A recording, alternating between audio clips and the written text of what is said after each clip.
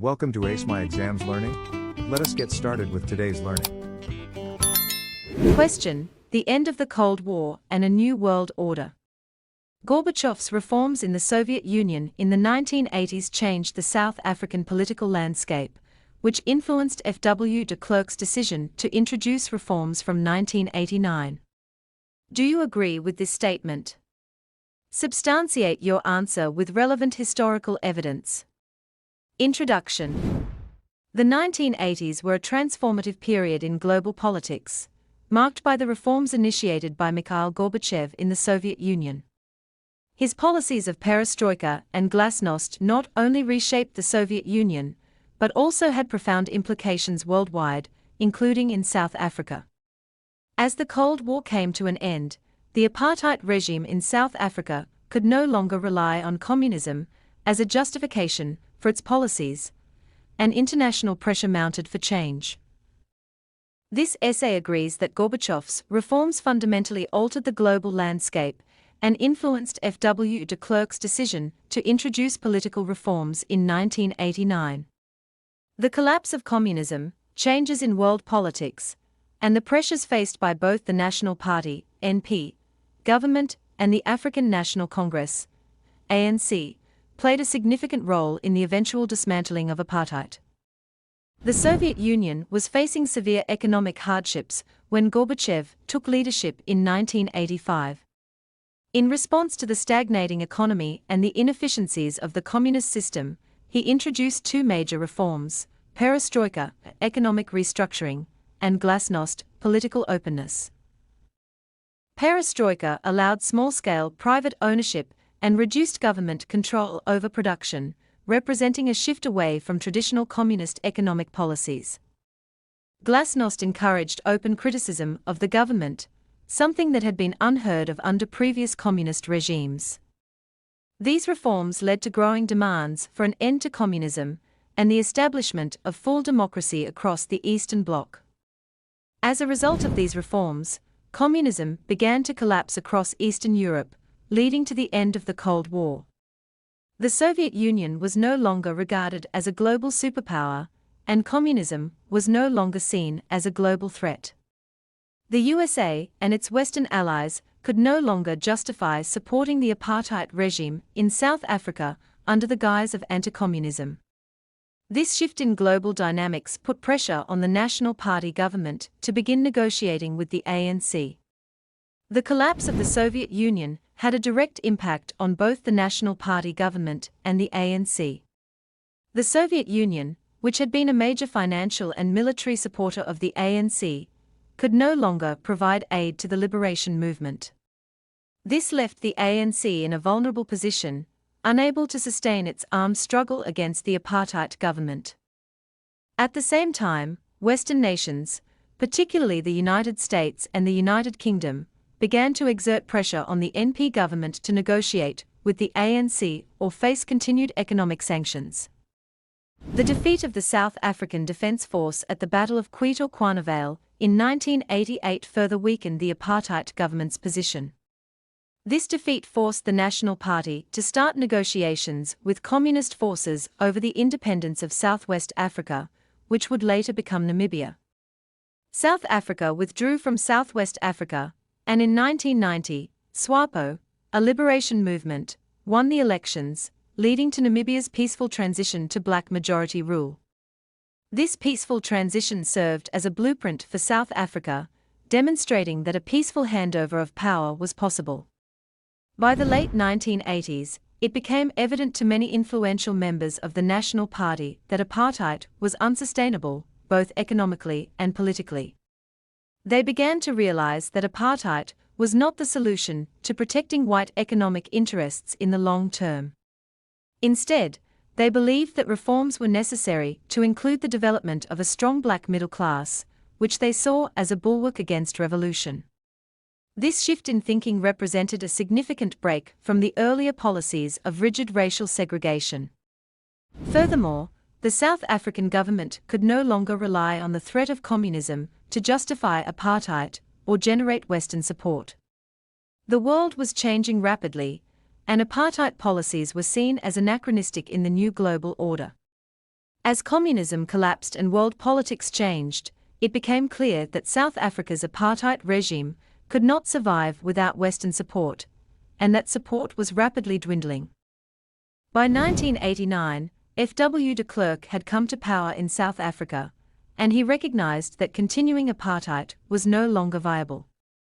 De Klerk believed that the ANC would be weak after the collapse of Soviet support and the end of the Cold War, making it a more manageable negotiation partner. He showed a willingness to negotiate with the ANC, in part because the Soviet Union could no longer provide financial or military support to the ANC, as it was bankrupt and favored peaceful negotiations over armed conflict. Without Soviet military and financial support, the ANC was unable to continue its armed struggle against the apartheid government. This led the ANC to also show a willingness to negotiate with the NP as an alternative to continuing the conflict. De Klerk gradually began to accept that the black struggle against apartheid was not a conspiracy orchestrated from Moscow, which allowed him to engage more seriously with liberation organizations in the pursuit of a lasting political solution for South Africa. On 2 February 1990, de Klerk made a historic announcement. He unbanned all anti-apartheid organizations, including the ANC and the South African Communist Party, and he released political prisoners, including Nelson Mandela. This marked the beginning of negotiations between the National Party and the liberation movements. The collapse of communism and the end of Soviet influence had made these negotiations possible, as both sides recognized that the Cold War-era dynamics no longer applied.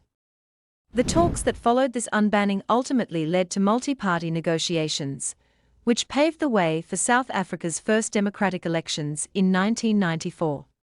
These elections marked the end of white minority rule and the official dismantling of apartheid. The peaceful transition to democracy was the culmination of years of internal and external pressure, and it was made possible in part by the global changes brought about by Gorbachev's reforms and the end of the Cold War. In conclusion, Gorbachev's reforms in the Soviet Union during the 1980s had a profound impact on the South African political landscape, influencing F.W. de Klerk's decision to introduce reforms from 1989. The Soviet Union's economic hardships, coupled with the implementation of perestroika and glasnost, led to the collapse of communism and the end of the Cold War. This in turn eroded the apartheid government's ability to justify its policies and forced the National Party to negotiate with the ANC. The end of Soviet support for the ANC also pushed the liberation movement towards negotiations, resulting in a peaceful transition to democracy in South Africa. Thus, it is evident that Gorbachev's reforms played a crucial role in shaping the events that led to the end of apartheid and the establishment of a new political order in South Africa. The coming of democracy to South Africa and coming to terms with the past. Critically discuss why the negotiation process towards a democratic South Africa was not an easy process between 1990 and 1994. Use relevant evidence to support your line of argument. Introduction. The transition to democracy in South Africa between 1990 and 1994 marked a historic journey from apartheid to a government founded on equal rights for all citizens. The negotiation process, however, was neither swift nor smooth. It was fraught with obstacles including deep-seated mistrust, political violence, competing ideologies, and resistance from those with vested interests in apartheid. This essay argues that the complexity of the negotiations lay in the social, political, and racial tensions that had built up over decades of apartheid rule. The challenges of dismantling an entrenched system of institutionalized racial discrimination made every step towards democracy a contentious and often violent struggle. By critically analyzing key events and factors, we are able to explain why the negotiation process towards a democratic South Africa was such a turbulent path between 1990 and 1994. One important reason the negotiations were so complex was the drastic political shift initiated by F.W. de Klerk, who took office after P.W. Botha in 1989. De Klerk introduced reforms that fundamentally challenged apartheid. He recognized that the existing system was no longer sustainable, especially as international pressure grew and internal unrest intensified. De Klerk's landmark decisions in 1990 included the release of Nelson Mandela, the unbanning of political organizations such as the African National Congress, ANC, Pan-Africanist Congress, APAC, and South African Communist Party, SACP, and the commitment to negotiations with these previously banned groups. This was a groundbreaking move that set the stage for negotiations, but also exposed underlying tensions and divisions. Both the government and anti-apartheid groups faced their own internal pressures, making the process fraught with suspicion and conflict. While these actions showed an unprecedented willingness to compromise, they also triggered fierce backlash from conservative groups who viewed these concessions as a betrayal of white South African interests. The Groot Schuur Minute on May 2, 1990, highlighted both progress and difficulty in the negotiations. During this meeting between the ANC and the National Party, NP, the two parties committed to a peaceful negotiation process and agreed on the release of political prisoners. This development was a significant step, demonstrating that the NP and the ANC could find common ground despite decades of opposition. However, the agreement did not erase underlying mistrust, and both parties remained cautious. Shortly after this agreement, violence erupted in the Vaal Triangle, showing that even as leaders sought to negotiate, factional violence continued to destabilize communities. This underscored the volatile environment in which negotiations were taking place, where efforts at diplomacy often clashed with the reality of violence on the ground. Another key moment in the negotiation process was the Pretoria Minute in August 1990, where the ANC committed to halting its armed struggle, and the government agreed to end the state of emergency. Although these concessions were crucial in building mutual trust, they also sparked discontent within both camps. Hardliners in the ANC viewed the cessation of the armed struggle as a premature concession, while some within the NP and right-wing factions felt that dismantling apartheid security mechanisms was a betrayal. This discontent reflected the inherent difficulties in the negotiation process, as concessions required both sides to confront ideological sacrifices that were deeply ingrained in their respective histories. Furthermore, while high-level agreements were being made, violence persisted in many communities, with rival factions clashing over how best to approach the transition. This instability showed that even as national leaders made headway, the broader population often felt excluded from, or resistant to, the negotiations. The National Peace Accord, signed in September 1991 by 27 political organizations, aimed to curb the violence that plagued the negotiation process. It was a landmark agreement designed to create a safer environment for negotiations and to address the ongoing hostilities in communities. The peace accord established mechanisms for investigating violence and enforcing peace, but despite this, violence continued. While the agreement provided a structured approach to managing conflict, factions like the Inkatha Freedom Party, IFP, continued to clash with the ANC, resulting in continued bloodshed. The peace accord underscored that while negotiations could bring the leaders to consensus, it was much harder to quell the hostilities at the grassroots level. This disconnect between political agreements and community-level violence proved to be one of the most challenging aspects of the transition process, highlighting the difficulty of securing genuine peace and cooperation across all sectors of society. The first formal multi-party talks, known as CODESA, Convention for a Democratic South Africa, began in December 1991. 19 political groups participated, excluding the Conservative Party, CP, and the PAC, who did not support a compromise with the NP. CODESA aimed to establish the framework for a new, democratic South Africa, but the talks quickly exposed deep divides. The ANC demanded a constituent assembly to draft the new constitution, while the NP sought a power-sharing arrangement to maintain some influence. Although the declaration of intent at CODESA showed a shared commitment to democracy, parties could not reconcile their differing visions for the new South Africa.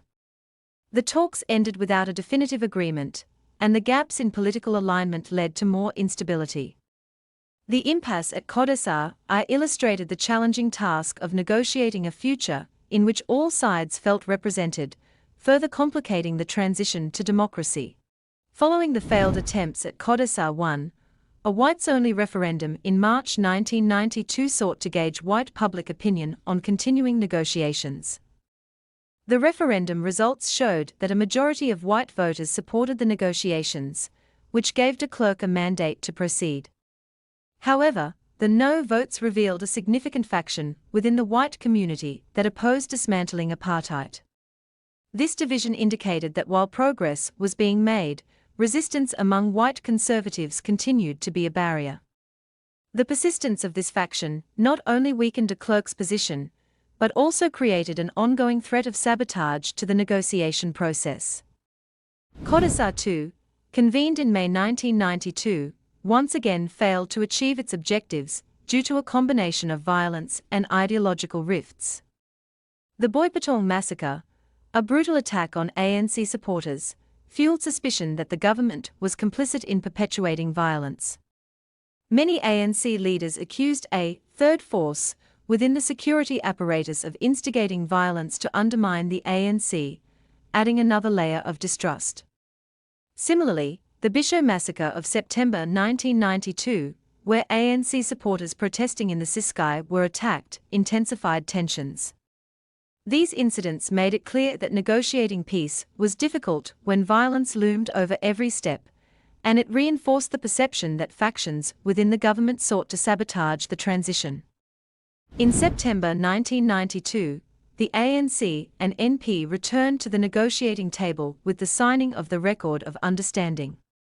This document marked a turning point, as Cyril Ramaphosa and Rolf Meyer committed to resuming negotiations with a focus on achieving substantive progress. The agreement was bolstered by Joe Slovo's Sunset Clause proposal in 1993, which allowed for a government of national unity for the first 5 years of democracy. This compromise appeased some white South Africans by providing a sense of continuity, while also enabling the ANC to move forward with democratic reforms. However, this compromise did not entirely alleviate tension, as many groups continued to feel that their interests were underrepresented. The assassination of Chris Hani in April 1993 posed one of the most severe threats to the negotiation process. Hani, a prominent ANC and South African Communist Party leader, was assassinated by Janusz Wallace, a right-wing extremist. His death threatened to derail the entire process, sparking outrage and near-national upheaval. Nelson Mandela's appeal for calm was instrumental in preventing widespread violence and ensuring that negotiations continued. This incident highlighted the fragile state of the negotiations and the ever-present risk that violence could derail the process. The AWB's storming of the World Trade Center in June 1993, as well as other attacks by anti-democratic factions, further exemplified the constant threat posed by extremist groups. In conclusion, the path to a democratic South Africa was fraught with complexities rooted in decades of racial, political, and ideological division. The negotiation process from 1990 to 1994 was challenged by violence, resistance from extremist factions, and profound ideological divides that created a volatile atmosphere. Despite these obstacles, committed leadership and a shared vision of a democratic South Africa allowed the nation to navigate its challenges. Each setback, from the breakdowns at Codesar to the assassinations and massacres, demonstrated the resilience of the leaders involved. Through these efforts, South Africa ultimately achieved its first democratic elections in April 1994, signaling the triumph of negotiation over division and the beginning of a new chapter in its history. Civil resistance, 1970s to 1980s, South Africa. Question: the philosophy of Steve Biko and the Black consciousness movement played an important role in organizing Black South Africans against the apartheid regime in the 1960s and 1970s. Critically discuss this statement. Substantiate your answer with relevant historical evidence. Introduction. The apartheid regime in South Africa systematically oppressed black South Africans, depriving them of basic human rights, dignity, and political power. Following the banning and imprisonment of key leaders of the African National Congress, ANC, and Pan-Africanist Congress, PAC, in the 1960s, a political vacuum emerged. It was in this context that Steve Biko and the Black Consciousness Movement, BCM, emerged as key forces in organizing black South Africans to resist white domination. The philosophy of black consciousness played a crucial role in empowering the oppressed majority, restoring pride, identity, and self-confidence among black South Africans. This essay critically discusses the significant contributions of Steve Biko and the Black Consciousness Movement in mobilizing black resistance against apartheid, using historical evidence to substantiate the argument. In the wake of the Sharpeville massacre in 1960, the apartheid government banned the African National Congress, ANC, and the Pan-African Congress, PAC, leaving a political vacuum in the resistance movement. The imprisonment of key political leaders, such as Nelson Mandela and Robert Sobukwe, created a leadership void, and the resistance efforts were significantly weakened. This period of suppression set the stage for the rise of alternative movements, such as the Black Consciousness Movement, which sought to continue the fight for liberation through a new philosophical framework. The Black Consciousness Movement, spearheaded by Steve Biko, infused black South Africans with a sense of pride and identity. Biko's philosophy encouraged black people to accept themselves, build self-confidence, and embrace self-reliance. Black consciousness empowered black individuals to reject the spirit of self-pity, inferiority complexes, self-alienation, and domination by external forces. This philosophy was a psychological revolution, which played a critical role in challenging apartheid by fostering mental and emotional liberation among black South Africans.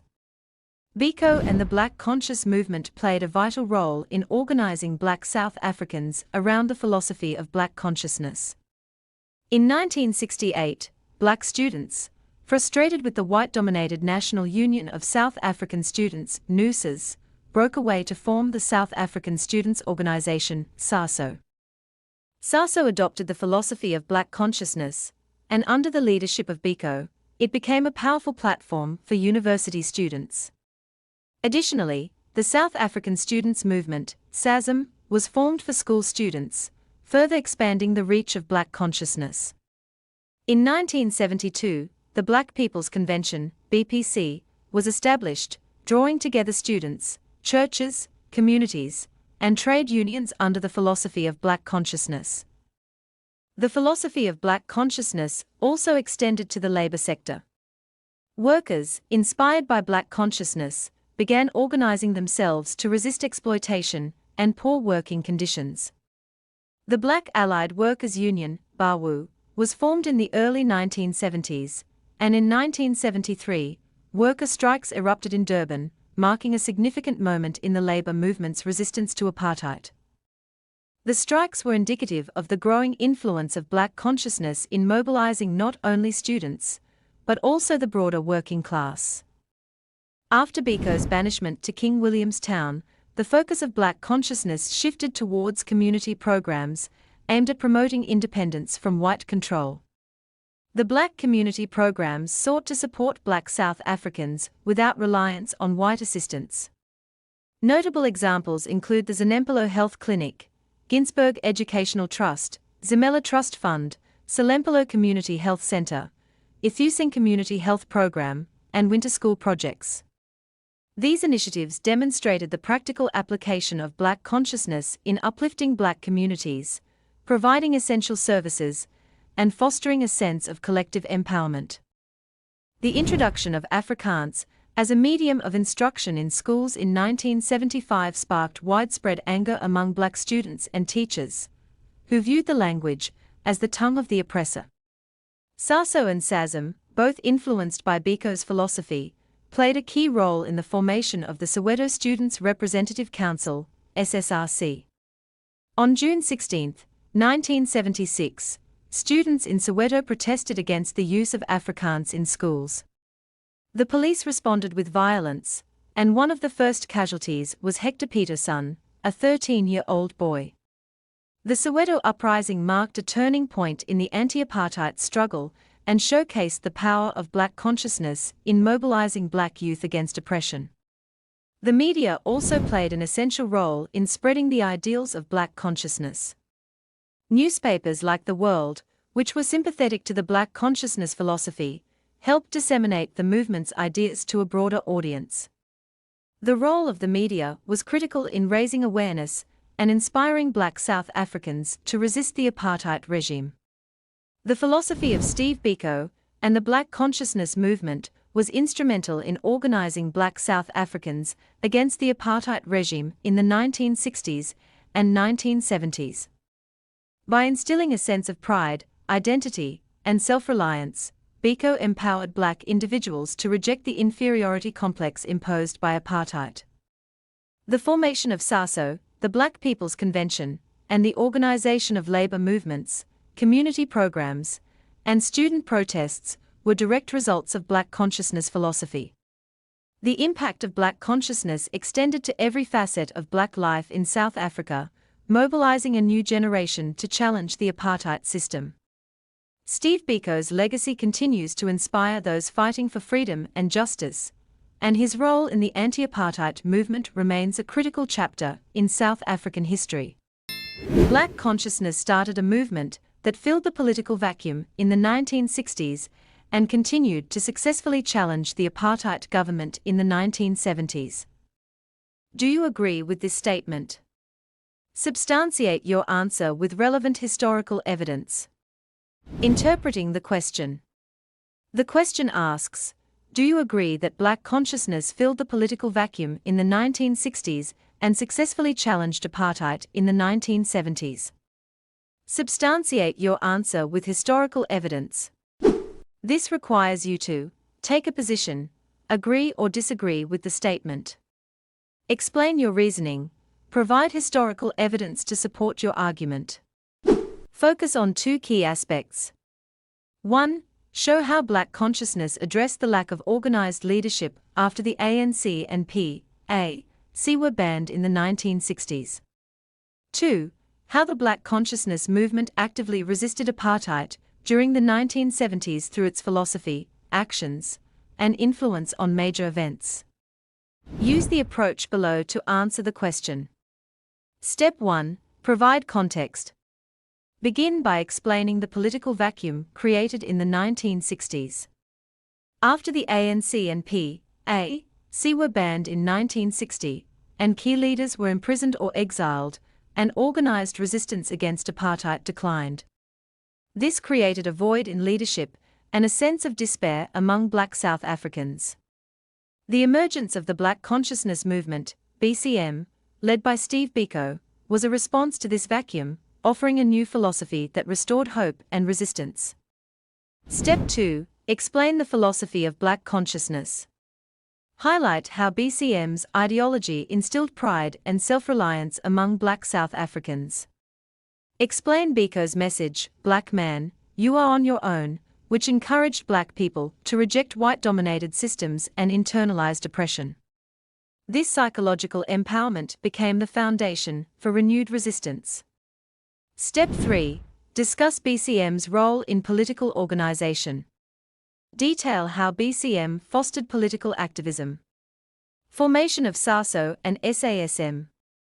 BCM empowered youth through organizations like the South African Students' Organization, SASO, and South African Students' Movement, SASM.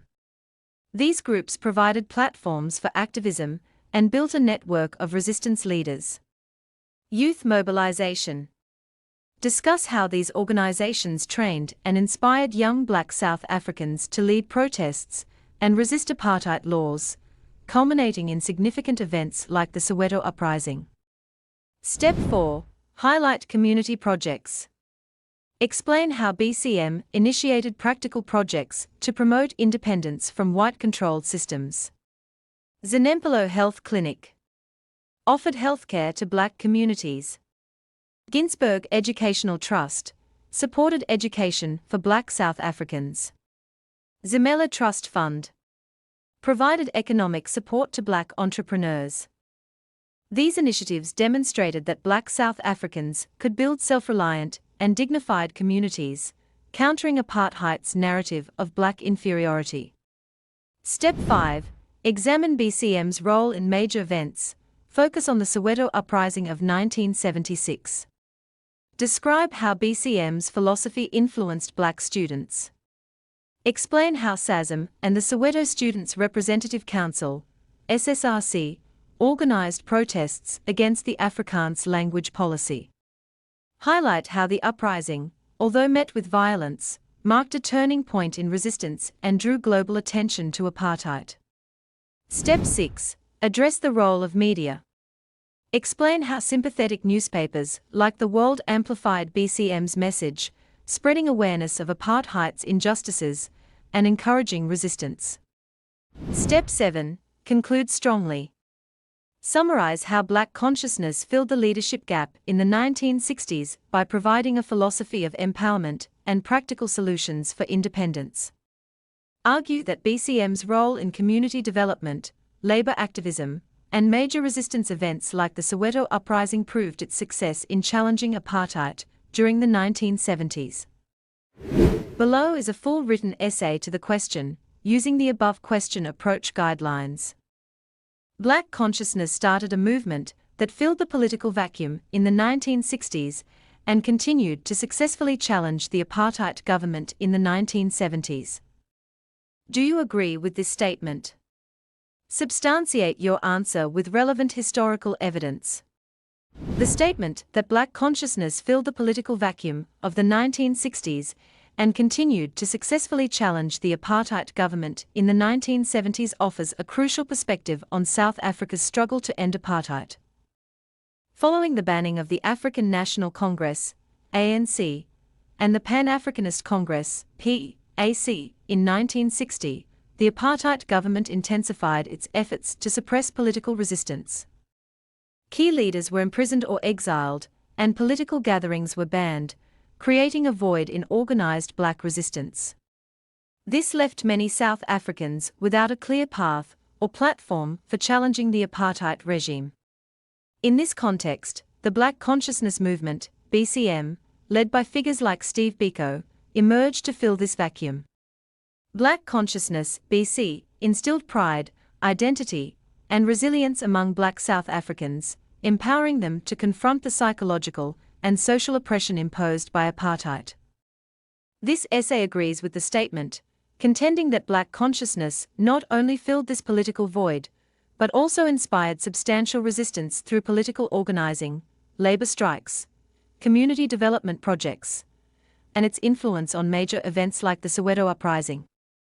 Through these avenues, Black consciousness continued to challenge and destabilize the apartheid government throughout the 1970s.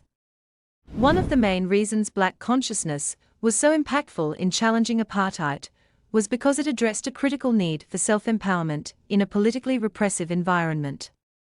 After the ANC and PAC were banned, and their leaders either jailed or forced into exile, many Black South Africans faced a sense of isolation, fear, and disempowerment. The government's crackdown restricted nearly every outlet for organized opposition, effectively silencing many voices of resistance. Black consciousness sought to change this, and under the leadership of Steve Biko, it introduced a philosophy that encouraged Black South Africans to reject internalized oppression and embrace a new sense of pride. By urging Black South Africans to view themselves as agents of change rather than victims of oppression, Black conscious provided a powerful foundation for resistance. This philosophy argued that Black people did not need white approval or leadership to effect change. Instead, they could find power in unity and self-reliance. This ideological shift became the cornerstone of a new resistance movement, laying the groundwork for broader challenges to apartheid. Building on this philosophical foundation, Black consciousness fostered political organization that further disrupted the apartheid status quo. In 1968, Black students began to organize under the principles of Black consciousness, breaking away from the National Union of South African Students, NUSAS, a largely white-led organization that many black students felt did not represent their interests. These students founded the South African Students' Organization, SASO, an organization dedicated to promoting black consciousness ideals and fostering a new generation of politically active black youth.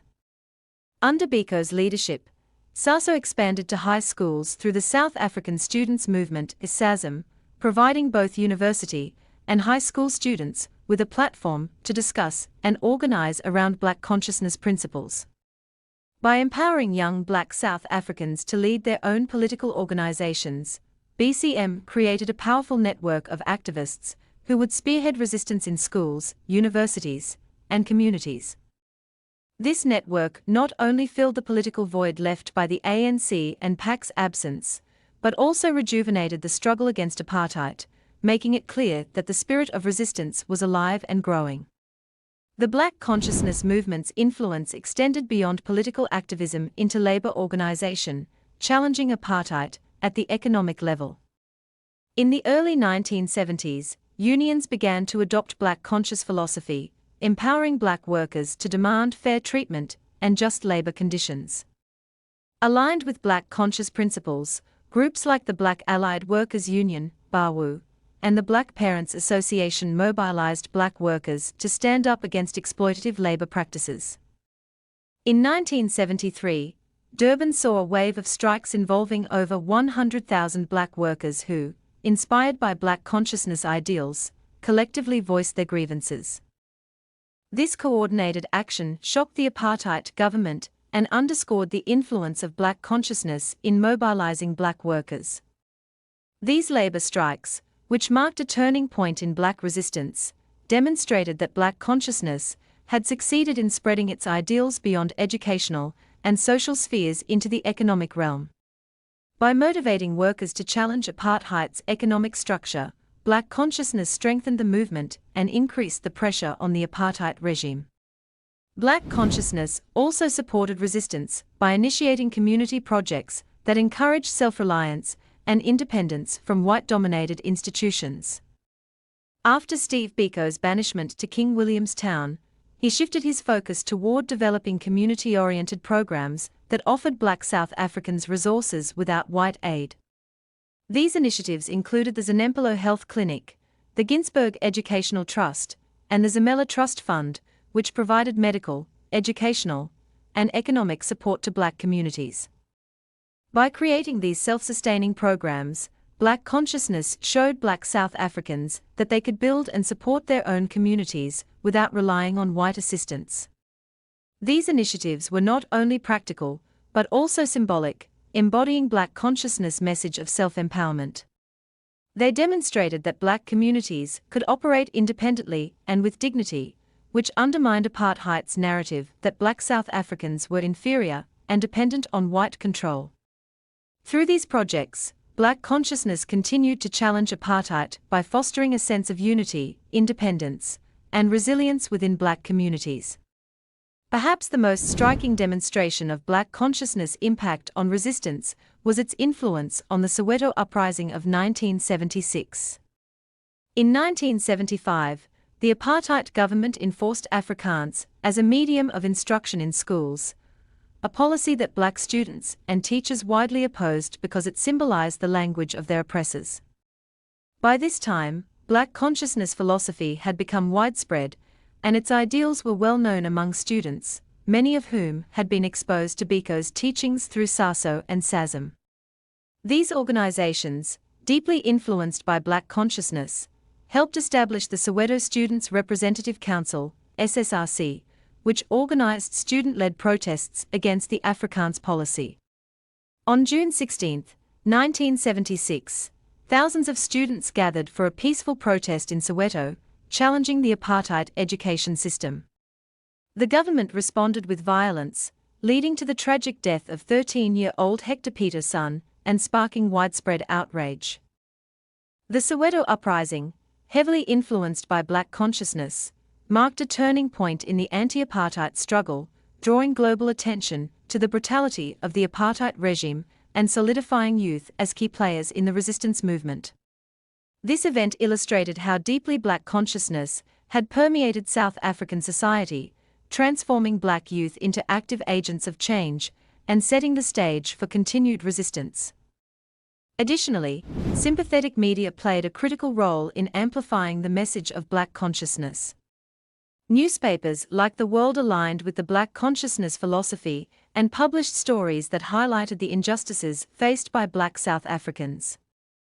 These publications provided coverage of Black consciousness activities, including community projects, student activism, and labor strikes, allowing Black consciousness message to reach a broader audience. By publicizing stories of oppression and resistance, the media helped sustain the movement's momentum and spread Black consciousness ideals to those who may not have been directly involved in Black consciousness movement organizations. The support of these publications was crucial in maintaining public awareness and fostering unity, further strengthening the movement's ability to challenge the apartheid government. In conclusion, the Black consciousness movement, under the leadership of Steve Biko, was instrumental in filling the political void created by the banning of the ANC and PAC in the 1960s. Through political organization, labor activism, community projects, and its role in the Soweto uprising, Black consciousness reinvigorated the anti-apartheid struggle, challenging the apartheid government in new and profound ways. By promoting a philosophy of pride, self-reliance, and independence, the Black consciousness movement provided Black South Africans with a powerful alternative to internalized oppression, fostering a sense of identity and empowerment. The movement's widespread influence demonstrated the power of ideological resistance in combating systemic oppression, proving that Black consciousness was more than just a philosophy. It was a catalyst for enduring resistance against apartheid. Question: Independent Africa, case study the Congo. Mobutu Sese Seko demonstrated good leadership qualities after the attainment of independence from colonial rule in the 1960s. Critically discuss this statement with reference to the political, economic, social and cultural policies of the Congo from the 1960s to the 1970s. This question requires you to critically analyze Mobutu Sese Seko's leadership in the Congo from the 1960s to the 1970s, considering both strengths and weaknesses. The instruction verb, critically discuss, requires a balanced evaluation that addresses whether Mobutu demonstrated good leadership qualities in his political, economic, social, and cultural policies. State his leadership while acknowledging both his efforts at political stabilization and his failures in governance. The main points should focus on how Mobutu's authoritarian political style affected democracy, how his economic policies, including nationalization and Zairianization, led to corruption and economic hardship, and how his social and cultural policies, though aimed at building national identity, often contradicted democratic and inclusive leadership. Each argument should be grounded in historical evidence, with a final conclusion that reflects on the complexities Mobutu faced in post-colonial leadership and the broader implications of his approach to governance. Here is the answer. Introduction. Mobutu Sese Seko's rule in the Congo following its independence on June 30, 1960, is a subject of considerable debate regarding leadership effectiveness. The transition from Belgian colonial rule, marked by paternalism and exploitation, left the Congolese ill-prepared for self-governance. The absence of responsibility in administration or representation was evident, as Belgium did not facilitate a proper leadership takeover. This essay critically examines whether Mobutu demonstrated good leadership qualities through his political, economic, social, and cultural policies during this turbulent period. While he did make efforts toward political stability and cultural revival, his authoritarianism and economic mismanagement ultimately reveal significant deficiencies in his leadership. The Democratic Republic of the Congo, DRC, formerly known as Zaire, emerged from colonial rule on June 30, 1960, grappling with a tumultuous legacy left by Belgium. This colonial legacy was marked by paternalism, where Congolese citizens were treated as children, devoid of agency in governance, resulting in inadequate preparation for self-rule. In the immediate aftermath of independence, the Congo faced considerable political instability. The nation was led by Joseph Kasavubu as president and Patrice Lumumba as prime minister, with conflicting visions for governance. Kasavubu favored a federal state, while Lumumba sought a strong centralized national government, leading to a power struggle exacerbated by Moise Tchomb's push for the secession of Katanga. Mobutu seized power from Kasavubu through a coup d'état in 1965, reflecting his ambition but initiating an era of authoritarianism. Although he managed to bring some form of political stability, it was achieved through suppression of opposition and the establishment of a one-party state under the Popular Movement for the Revolution, MPR, in 1967.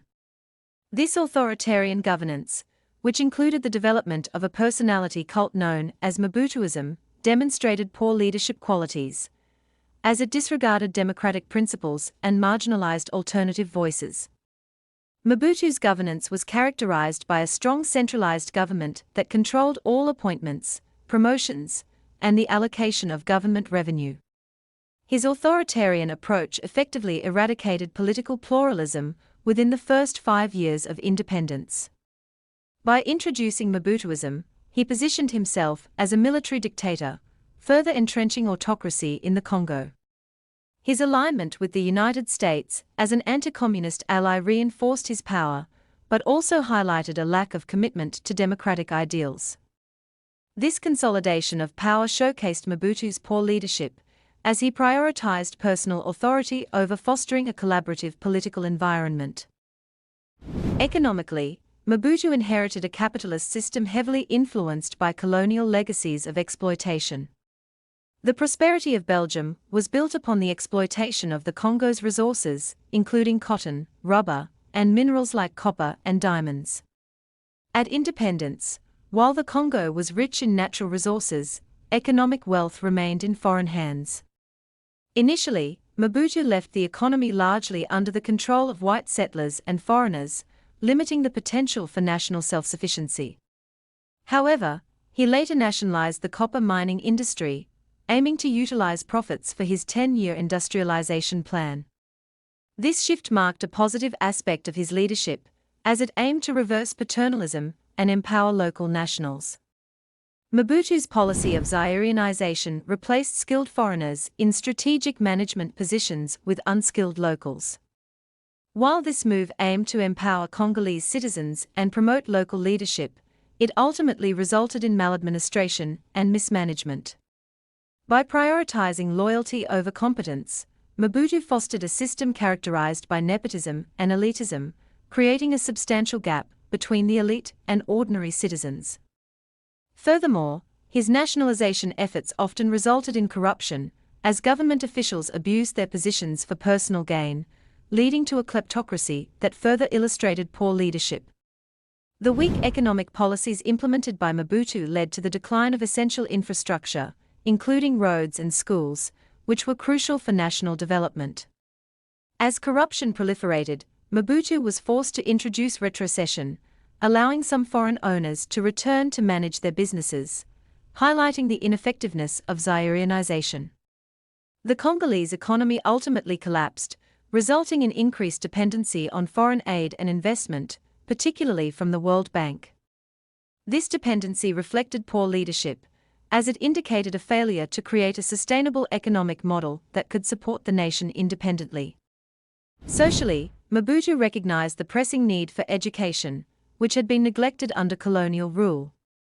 The legacy of elitism and a poor education system, which favored a small educated elite over the masses, was a significant challenge.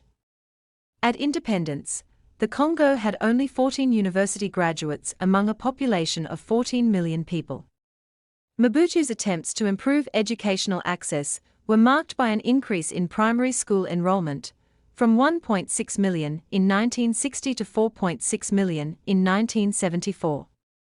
This expansion demonstrated some positive aspects of leadership, as it aimed to empower citizens.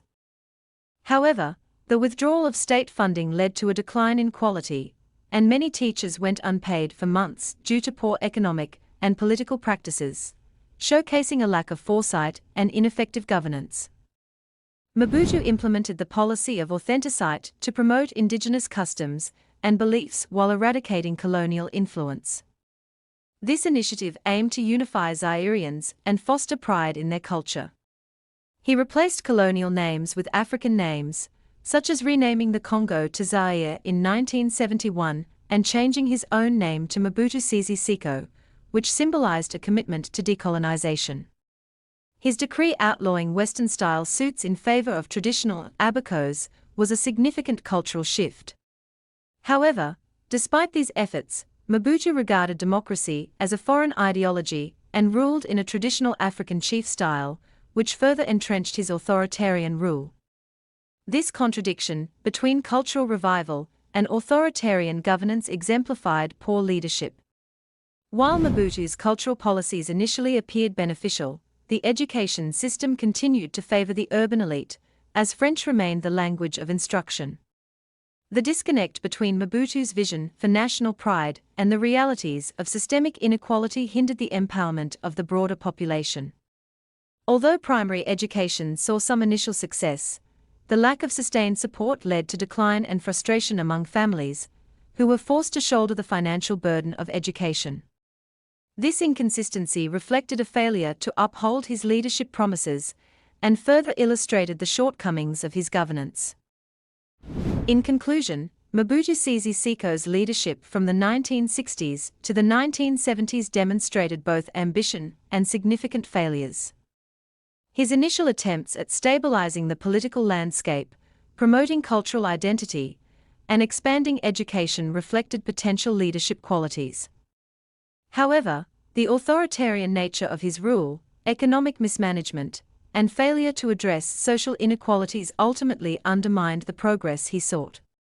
Mobutu's leadership can thus be characterized as lacking in the essential qualities of integrity, foresight, and inclusivity necessary for effective governance.